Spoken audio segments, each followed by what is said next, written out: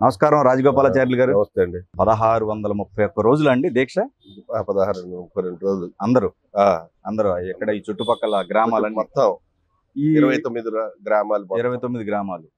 ఇదేంటంటే తుళ్ళూరు మండలం head quarters కాబట్టి ఆ సరౌండింగ్ ఉన్న వాళ్ళు కూడా ఇక్కడికి వచ్చి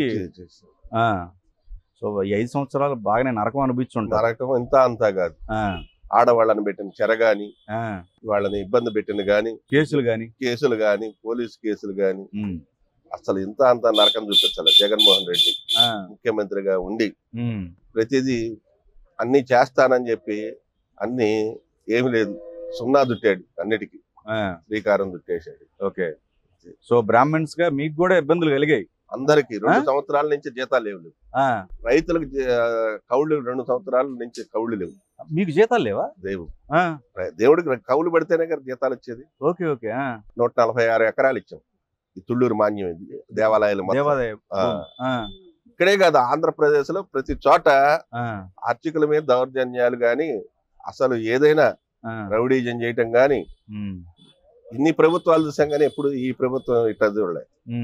అర్చకుల మీద గాని జీతభత్యాలు ఇవ్వటం గాని ఏమీ లేదు. పండగలు గాని పబ్బాలు గాని అంతంత మాత్రమే. రైతుల సహకారంతో పండగలు చేయటం, శ్రీరామనవమి గాని, మరి హనుమత్ జయంతి చేయని ఏదన్నా గాని రైతులు ఇస్తే పండగలు చేసాం. పండగలకు కూడా రూపాయి లేదు, ఒక్క పైసా లేదు, ఏం లేదు. దేవాదాయ శాఖ వాళ్ళు మొహమే చూపించలేదు ఎటు. అసలు ఆఫీసర్ ఎక్కడ ఉన్నాడో కూడా తెలియదు. ఇప్పుడు రైతులు అంటే పాపం ఆ రైతులకు కూడా ఇబ్బందే కదా. బాగా 2 సంవత్సరాల నుంచి కౌళ్ళు, పిల్లల చదువులు, కరెంటు బిల్లులు రూపాయికి 3 రూపాయలు చేసాడు. సరుకులు రేట్లు పెంచేశారు. ఇంత అని చెప్పడానికి లేదు. ఈ ప్రభుత్వం నరకాసుడి పరిపాలన చూసాం. నరకాసుడు వధించారు. అది ఓకే ఓకే. ప్రజలు మటుకు ఎంత ఇబ్బంది పెట్టారో అంత ఇబ్బంది చూపించారు. ఇంటికి పంపించారు నరకాసుడిని. దగ్గర 4000 కేసులు ఏదో చెప్తున్నారండి. పోలీసు కేసులు 4000 ఏంటి పెంచే ఉన్నాయండి. అందరి మీద ఉన్నాయి. లాఠీ చార్జీలు చేశారు. నన్ను కూడా చేశారు. నాకు కూడా పోలీసు లాఠీ చార్జీ. అయ్యో, కాలుకి. అరే, పెట్రోల్ బంకు దగ్గర. అసలు ఎవరిని వదిలిపెట్టరండి. డిఎస్పీలు గాని, సిఐలు గాని, ఎస్ఐలు గాని, అసలు రైతు మహిళలని ఎంతంత మాత్రాన్ని ఏడిపించారో, గొంతు మీద కాలేసి తొక్కారో, లాఠీ పొట్టల్లో పొడిచారు, ఎంతంత వ్యవహారం చేశారు. బాబు గారు ఎవరిని వదిలిపెట్టాడు. ఇప్పుడు వచ్చిన హోంశాఖ మంత్రి కూడా అసలు వదిలిపెట్టనని చెప్తున్నది. కాలుకి బాగా అసలు అంతా కాదు. ఆడవాళ్ళని నేర్పించిన ఇది పెద్దోళ్ళని కూడా చూసారు. చిన్న లేదు వయసు. అసలు జాలి కూడా లేదు. మీరు శాంతియుతంగానే చేస్తున్నారు కదా. శాంతియుతంగా చేయబట్టే అట్టా వచ్చింది. శాంతియుతంగా చేయబట్టే బాబు గారు శాంతియుతంలో ఉండి జాగ్రత్త చూడండి అని అన్నాడు. కాబట్టి ఊళ్ళో ప్రజలు కూడా అట్టానే చేసుకొచ్చారు. వాళ్ళు ఎంత శాంతియుతంగా చేసుకొచ్చామో వాళ్ళు అట్టా వెనక నుంచి క్యాప్చర్ చేసుకొస్తూ వస్తారు. Okay okay. ఇప్పుడు ప్రతి శిబిరంలో ఎదురుగా జగన్మోహన్ రెడ్డి గారి ఫోటోలు గాని, అయ్యో మన పార్టీకి జెండాలు గాని పెట్టారండి మమ్మల్ని రెచ్చగొట్టడానికి. అప్పుడు కూడా మేము శాంతియుతంగానే ఉన్నాం అంటున్నారు. ఏది రకరకాల శిబిరాలు నేను చూసి వచ్చాను. 3 రాజధానులు శిబిరం పెట్టారు. ఈ శిబిరంలో కూడా పెట్టలేదు. ఇక్కడికి రాదు. ఫ్లెక్సీలు కానీ ఇక్కడ పెట్టలే. అయితే 3 రాజధాని శిబిరం అని అక్కడ మందడం దగ్గర పెట్టారు, తాళాయపాలెం దగ్గర. అంతేగాని ఈ సెంటర్ లో ఎక్కడికి రాలా. అచ్చా, మీలో గొడవలు మళ్ళీ ఇంకో శిబిరాలు క్రియేట్ చేసే విధంగా చేపించారు. వాళ్ళు చేశారు. వైసీపీ వాళ్ళు చేశారు. కానీ అది లేదు. మన వాళ్ళు అసలు దేనికి దిగల. ధర్నా పాయింట్ తప్పితే ఎటు పోలా. 360 రోజులు ధర్నా పాయింట్ లో కూర్చోవటం తప్పితే మంచి చెడ్డ అంతా రైతు వారీగా.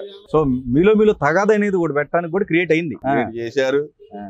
అసలు ఒక ఎమ్మెల్యే గాని, ఒక ఎంపీ గాని, ఒక మంత్రి గాని వచ్చి ఎందుకు చేస్తున్నారు ఈ ధర్నా, ఏంటి మంచి ఏంటి చెడ్డ ఏంటి అని అడిగిన వాళ్లే లేరు. ధర్నా చేస్తుంటే పోలీసు వాళ్ళు రావటం, మీరు ఆపాలి, చేయాలి, లేకపోతే చర్య తీసుకుంటాం అంటాం, పిలవటం, కొట్టడం, ఇదే మొదలు. ఆడమగా అసలు ఏం తేడా లేదు. అట్లా ఏడిపించి ఎర్రమంది చేశారు అందరినీ కూడా. Okay okay. బ్రాహ్మణ్స్ మీరు కూడా బాగా సఫర్ అయ్యారు. మీ వర్గం కూడా బాగా సఫర్ అయ్యారు. రైతు పొలం చేసేటప్పుడు 10 విత్తనాలు వేస్తే 1 విత్తనం బ్రాహ్మణ తిన్నాడు. Okay okay. అదేలేండి. అన్ని కులాల వాళ్ళు సమానంగా తిన్నారు. ఇప్పుడు రైతు దేశానికి వెన్నుముక్క. కరెక్ట్. దేశంలో రైతు లేకపోతే మనం ఎందుకు పనికిరాము. కరెక్ట్. అదే. ఆ రైతే కన్నీళ్లు పెట్టుకుంటే కన్నీళ్లు పెడితే దేశానికి ఏముంది? కరెక్ట్. ఆడబడుతులు కన్నీళ్లు పెట్టారు, ఆ శాపం చూపించింది ఇప్పుడు. రైతు శాపం ఎప్పటికీ మర్చిపోలేము, సో మీరు చూపించింది. మీరు డైలీ పూజ చేసుకుంటూ వీళ్ళకి డైలీ పూజ, పూజ గుళ్ళోదే. ఇక్కడ ధర్నా పాయింట్. ఓకే, పూజలో కోరుకునేవాళ్ళు డైలీ, మీరు కూడా స్వచ్ఛందంగా దేనికైనా ముందులోనే ఉండేవాళ్ళం రైతులతో పాటు.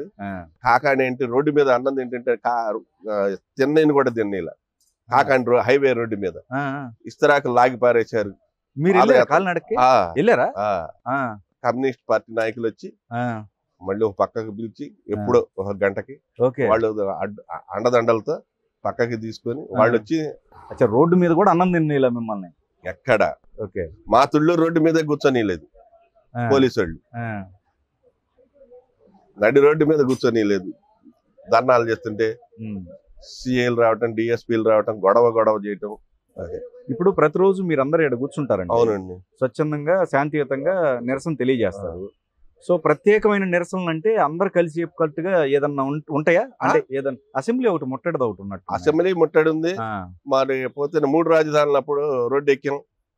ఏది అసెంబ్లీలో అనౌన్స్మెంట్ అప్పుడు అసెంబ్లీ ముట్టడప్పుడు గల్లా జయదేవ్ గారిని కొట్టారు, మా రైతులను కొట్టారు, బాగా ఇబ్బంది పెట్టారు. అసలు ఒకళ్ళనే అసలు మంచి చెడ్డ అసలు ఏమి ఆలోచించకుండా అట్లా చేశారు. గవర్నమెంట్ మారింది.